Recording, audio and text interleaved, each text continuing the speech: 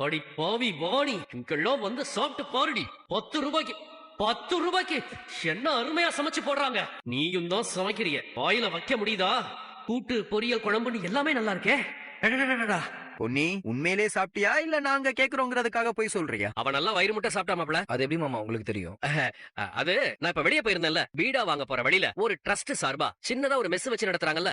அதான் இந்த 10 ரூபா 15 ரூபாய்க்குள்ள விலை கம்மியா சாப்பாடு போடுறாங்களே, அங்க உட்கார்ந்து பொன்னி சாப்பிட்டு இருந்ததை நான் பார்த்தேன். ஏமா அங்கெல்லாம் சாப்பாடு நல்லா இருக்கா? சூப்பரா இருக்கு மாமா. கூட்டு பொரியலோட பிரமாதமான சாப்பாடு. நீங்க எப்ப அங்க சாப்பிட்டீங்க? நான் எங்கம்மா சாப்பிட்டேன்? அக்கம் பக்கத்துல சாப்பிட்ட சில பேர் சொன்னாங்க, அதை வச்சு நான் சொன்னேன். அதுலயும் இந்த ஆவாரம்பு சாம்பார்னு ஒண்ணு ஊத்துறாங்க, அட்டகாசம். ஆவாரம் பூ சாம்பார் வரைக்கும் ஆழ்ந்து கவனிச்சிருக்கீங்கன்னா நீங்க அங்க போய் சாப்பிட்டு வந்த மாதிரி இருக்கே.